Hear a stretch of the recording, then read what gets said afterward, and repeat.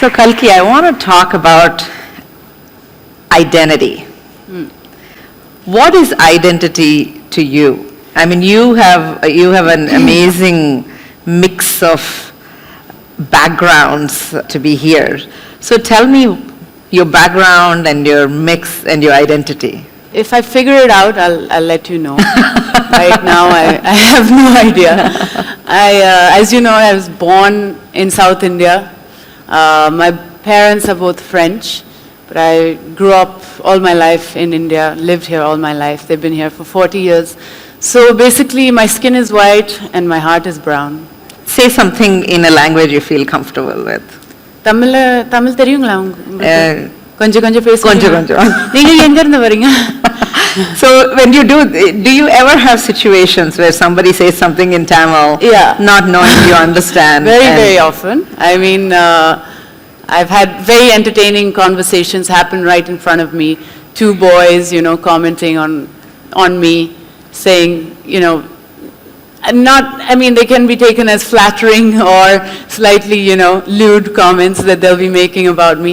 And then at the end of their conversation, I'll say something in Tamil, and their jaw drops open, and they're like, oh my God. So yeah, that happens quite a lot. Yeah. So you obviously raised here, went to a boarding school. What were you like as a kid? I mean, for an actor, we always think of people who are exuberant, excited, out there. Were you like the popular chick in school, or what were you like when you were growing up? Not at all. I was very, very painfully shy. I grew up in a school which was this British school in South India, English medium school. When I first got there, I had a French accent because I was 6 years old, and at home I spoke French. So I used to say things like concombre for cucumber, and people used to really make fun of that. So I quickly changed that and became very normal in the way I spoke or whatever. And then my Tamil sort of took a back seat as well, because English was cool and everything. So there were all these things where I was, I think since a very young age, trying very hard to just be what what everybody else wants me to be. I was always quiet. I was very shy. I never really expressed what I felt and things like that. And I had braces for 5 years, so I had no chance with most of the boys. And I think the way that I used to protect myself was by being a clown, by making people laugh. So that was my kind of barrier. That was my way of making friends, and not really showing people my insecurities or what I was really inside. Yeah. So from this painfully shy girl to take the most daring roles in Defy, I mean, that's quite a stretch. So what made you decide you wanted to be an actress? Maybe tell us a little bit about, did you have a struggle before you wanted to become an actress, or was it easy for you? It was a long struggle. It was a long struggle convincing my mother that I'm not insane. Really, from a young age, I always was the one place where I could just go and do something and become a character was on stage, So in school we used to have drama productions, and suddenly I was, somebody else, and it was very liberating for me, seeing as I don't know who I am myself. And then when I grew up and suddenly I had to become an adult and do something with my life, I don't take myself seriously enough to do something serious. So, everything I do, I've got to do it with some fun, and also, really, I don't take myself seriously. I'm the first person to laugh at myself and things. So I think this was, for me, just the first thing that came to mind was something creative, drama, and then I went to university in London. I went to Goldsmiths, and I studied drama there. And again, I felt like I didn't know where I was, who I was, because suddenly I was in this country where everybody thought I was, I was from there, they thought I was from England or from France. And yet, when I said I'm Indian and my name is Kalki, and then they were like, oh, you don't look Indian, but you don't sound English, but you don't, and you don't, where are you from? And I still don't have an answer for that. So I lost my train of thought. What were you That's asking? okay. Continuing on that, what was your first break, when you auditioned for that? See, after I finished my theatre studies in London, I came back home and I started doing theatre here, and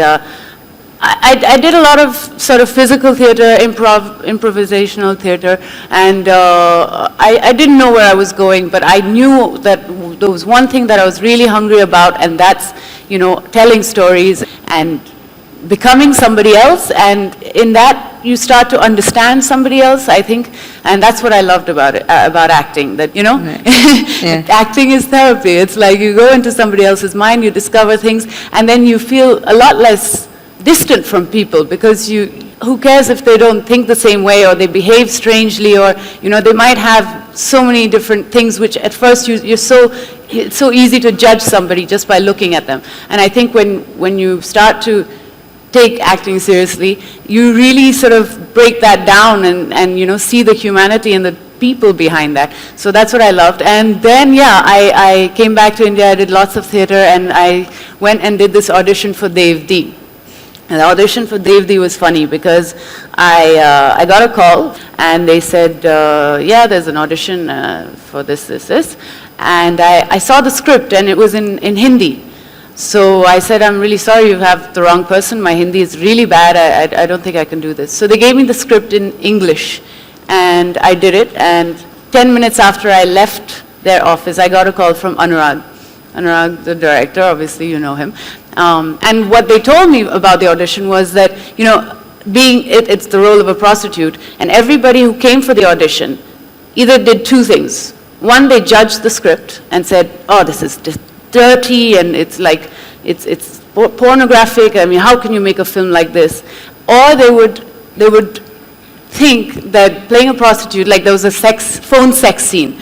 Yeah. So they would play it in a very overly sexual way, like, oh my God, I'm loving this. This is so wonderful, and and actually somebody who's doing that on a daily basis, who's a prostitute, is not going to be. She's probably going to be doing other things. This is like a call center call.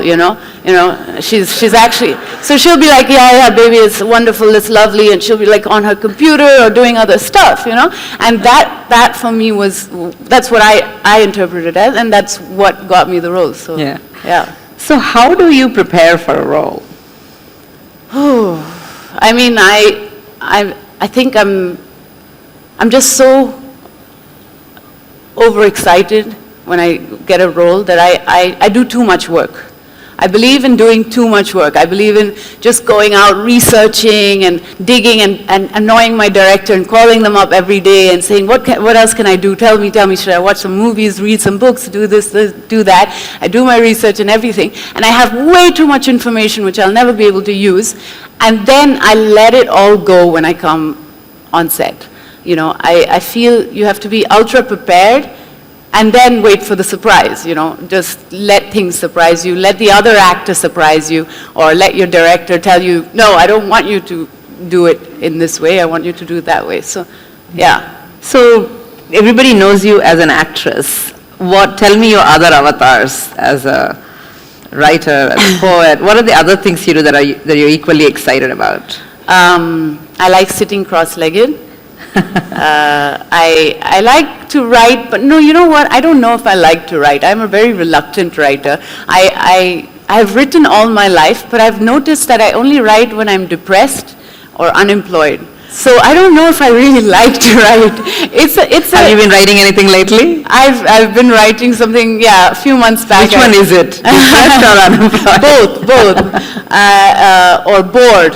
Maybe. That was the other one. But I just wrote a play recently. But I don't know. I think it comes out of a need to expel stuff and get stuff out on rather than it's a very personal thing, my writing. It's not really something that I do for somebody else.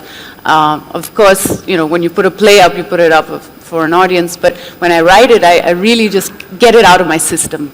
So do you have anything you want to read or tell us about your play? You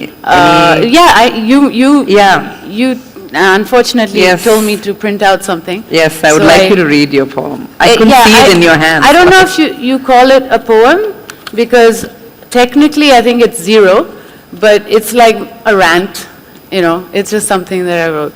And yeah, I'll just go for it. We are the people of the world, the collective, the masses, the capitalist, communal fascists. We are you. We're ready for action, for tragedy, atrocity, hostility, and fashion. We are the impersonal. We love great films, but we don't live great lives. We create drama, but shy away from real life. We are an army of sheep. We fight for causes and stand up in the streets. We fight for clauses, throw stones and bombs, and then build tombs with our feet. We are an amorphous blob. We are a greedy fat man standing in a queue, unnoticed, a nobody, a slob. We are nameless so that we can be shameless. We are the mob, the headless god. We are blameless.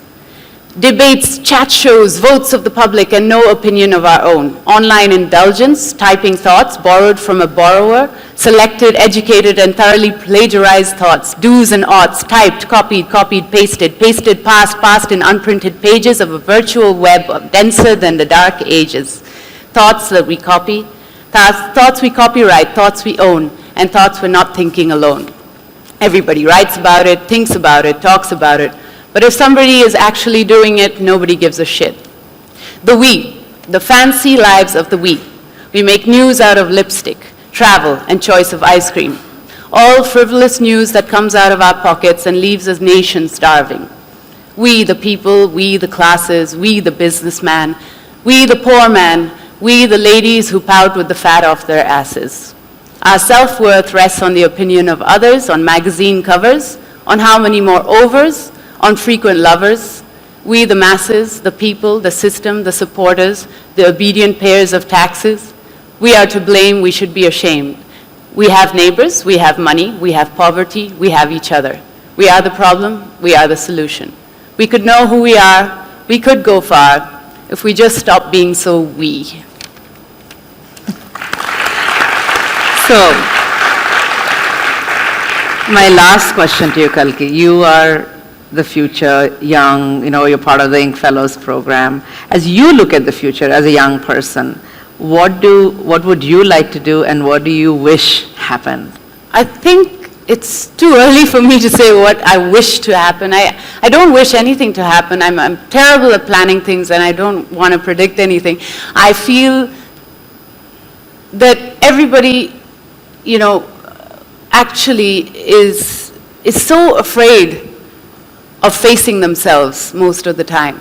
We are always being people for somebody else, and this is me personally I'm talking about as well. I've always been somebody for somebody, played somebody for other people.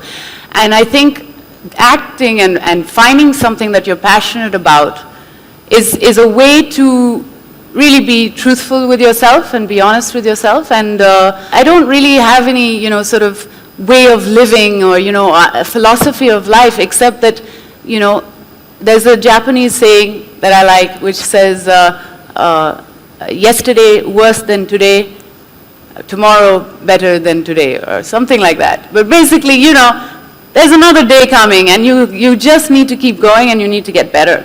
Yeah. And I think that's it, we're too busy judging other people or, judging how we should be with other people, rather than just concentrating on, what's in front of us. Take a step, move forward, do something. Great. Thank you for being here, Kalki. Thank you.